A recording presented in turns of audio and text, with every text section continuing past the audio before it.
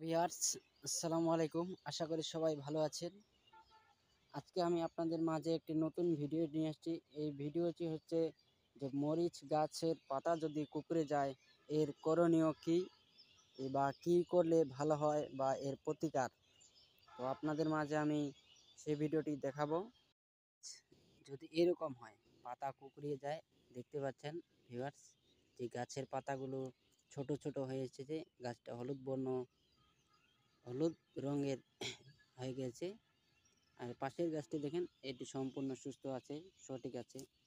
তো এর প্রতিকারমূলক যে ব্যবস্থাটি করতে হবে আপনাকে বা আমাকে, এই মরিচ গাছের দেখতে হবে যে চিপস পোকা বা মাকড় ইত্যাদি আছে কিনা। এগুলো যদি না থাকে, এর প্রতিকার হিসাবে সর্বপ্রথম এই গাছের গোড়ার মাটি একটু নেড়ে দিতে হবে বা শুকাতে হবে। আর যদি শুকিয়ে থাকেন তাহলে সেচ দিতে হবে।